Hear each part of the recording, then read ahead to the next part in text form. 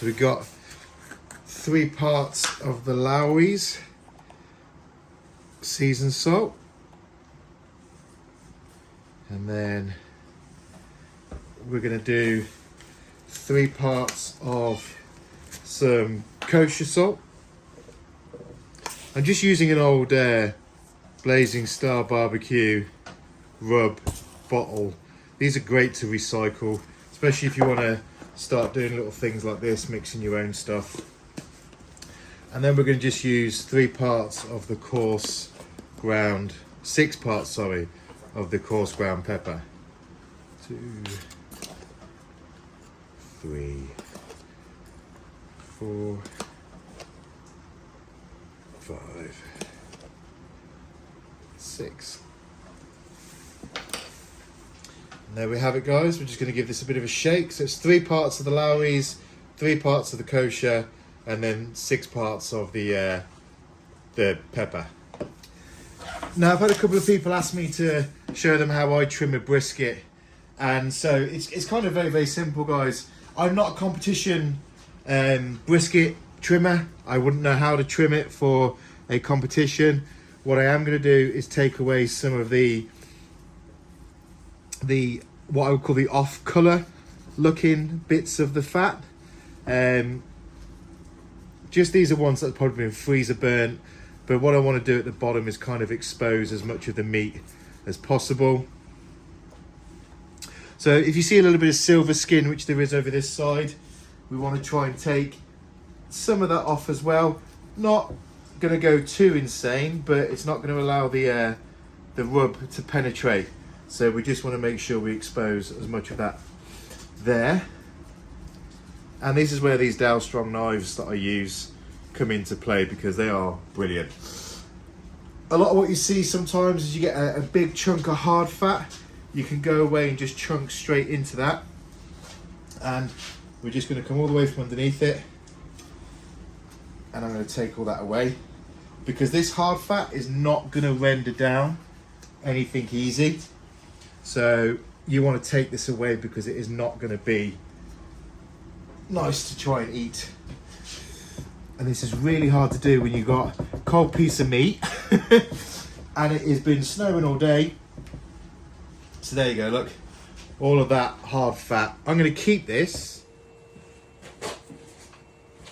So I just finished seasoning, trimming that up, and I'm just giving it a season. This is fat side down at the minute, and then we're going to just flip it,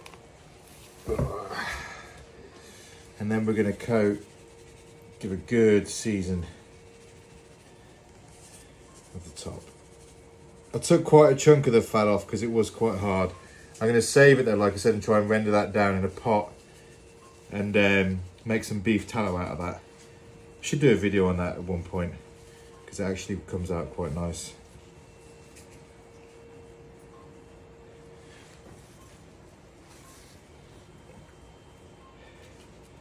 And that'll do. Traeger's up to temperature. Let this sit for about 10 minutes and then we're going to get it on the grill.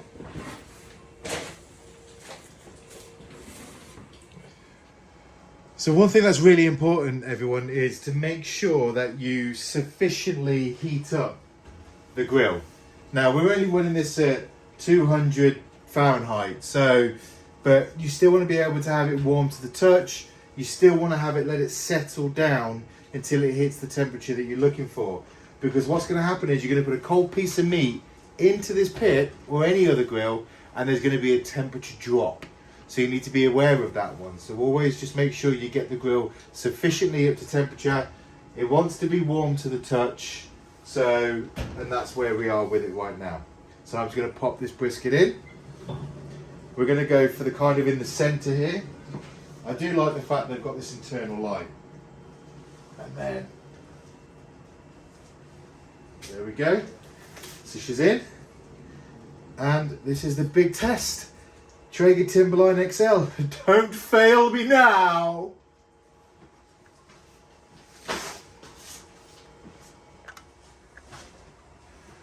So that's it, people. We've got the grill is on. It's coming nicely back up to that 200. It did drop down to about 185 when we first put the food in. But now it's creeping back up to that 200 degrees Fahrenheit. I'm not editing that out. That's why it's really important to get the grill to the temperature that you want to and leave it sit there for kind of 15-20 minutes, in my opinion. All those things to do now is just grab a beer, have a drink, chill out, because she thinks we're going to be out here for another hour, so I might as well. Amy, don't watch this. It's going to be embarrassing. Yes, so big test for the Traeger. Excited to see what happens. I'm going to hit this on the app. I'm going to hit this down to super smoke, and we're going to super smoke this throughout the night. It's Alexa, what time is it? The time is 9:21 p.m. So 9:21. I'm probably going to get out here tomorrow morning I would suggest between 7 and 8. And like any overnight cook, I can guarantee you I'll be waking up during the night, checking the app to make sure that the temperature's still holding the same. It's going to be a really good test as well, because it's really cold out. It's like 0 or below today, because obviously it's been snowing everywhere. It's been raining a lot now. But yeah, I'm excited to see what happens. And let's pray to the barbecue and brisket gods that nothing goes wrong. So, cheers, guys. See you morning.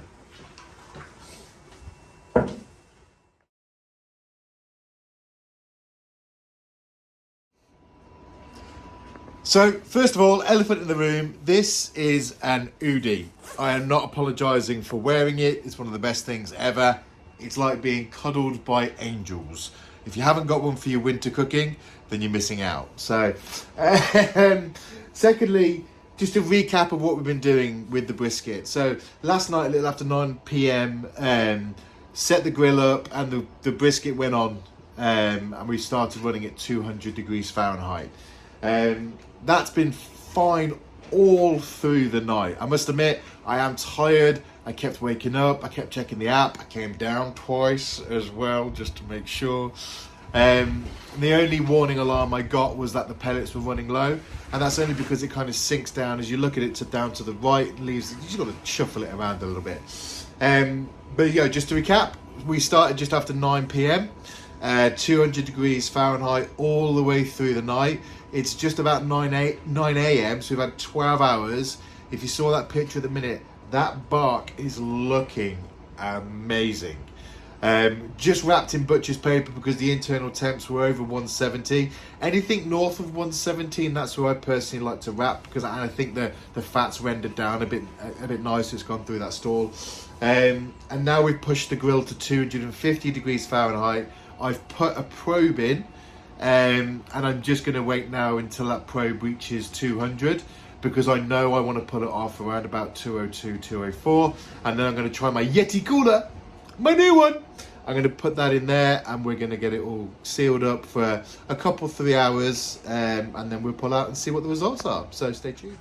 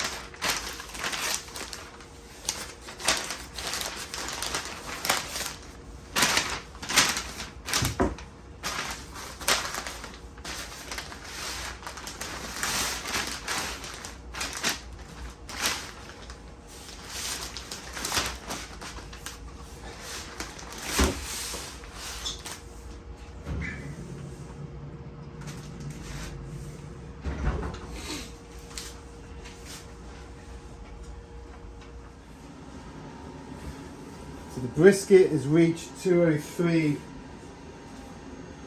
on the internal. I've double checked it with my thermopen. You need to get yourselves one of these. These are a key tool for your barbecuing.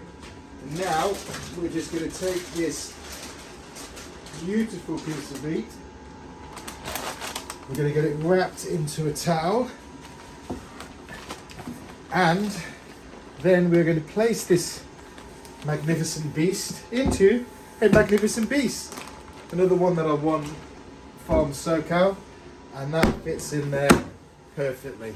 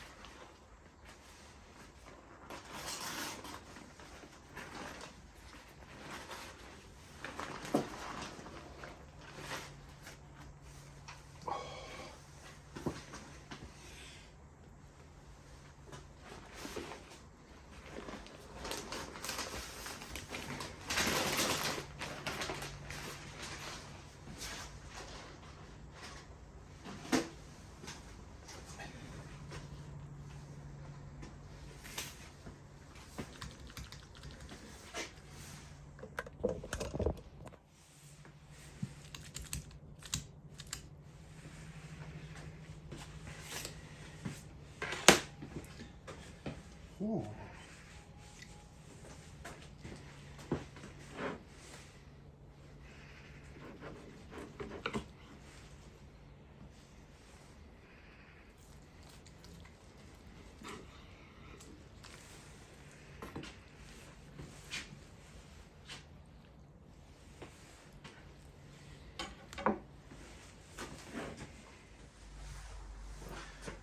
Oh my goodness, this is one amazing looking brisket.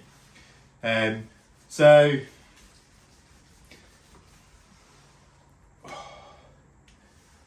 just that.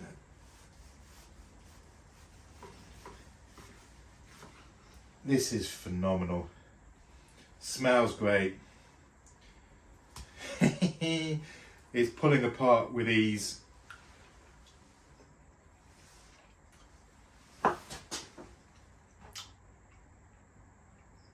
It's so juicy and tender.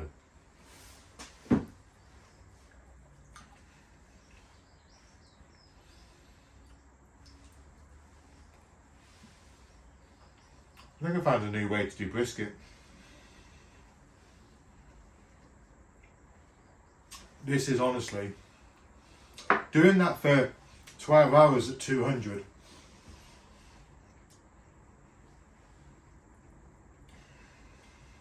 And then wrapping it up. As you can see, I can show you perfect little smoke rings. Oh,